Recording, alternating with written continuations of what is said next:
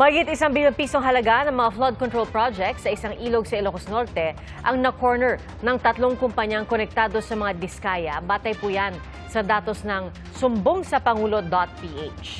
Ilan po sa mga proyekto ang sira na. Saksi si Rafi Tima. Sa 3.5 kilometro lang na bahagi ng Bongo River sa Nueva Ecija, Ilocos Norte, 15 flood control projects na agad ang pinondohan mula 2022 hanggang 2023. Ang kabuuang presyo, 1.16 billion pesos. 3 kumpanya ang naka-corner sa mga proyekto batay sa datos na sinuri ng GMA Integrated News Research mula sa sumbongsapangulo.ph website.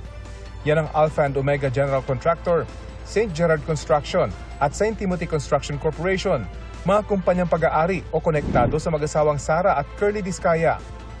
9 sa mga proyekto nila sa Bongo River, pare-parehong mahigit 96 million pesos.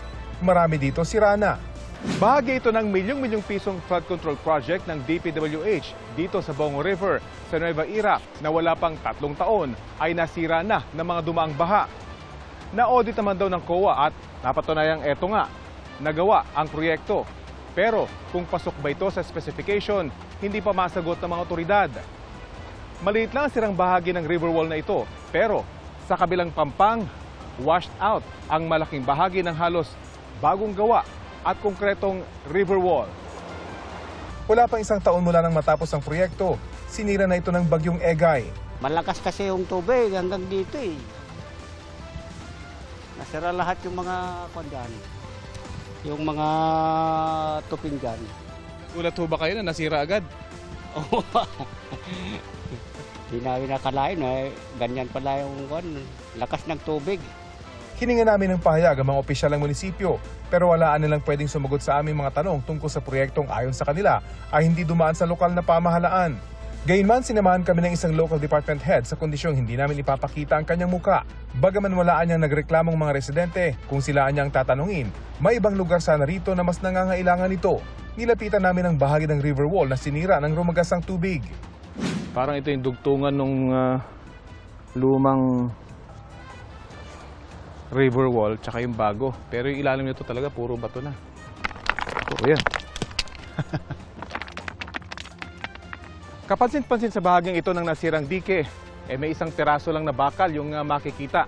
At yung kapal ng semento sa ibabaw nito, ilang pulgada lang. Ang ilalim nito, puro bato na. Pero hindi lang sa Bongo River may proyekto ang mga kumpanya ng mga diskaya. Katunayan, sa 36 na flood control projects sa Nueva Ecija, 32 ang pinaghati-hatian ng 5 kumpanyang konektado sa mga diskaya.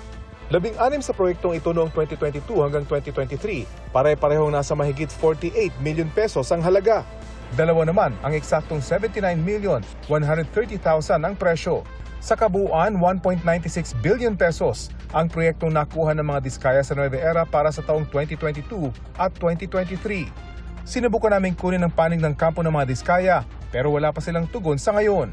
Para sa GMA Integrated News, Rafi Tima ang inyong saksi. Mga kapuso, maging una sa saksi.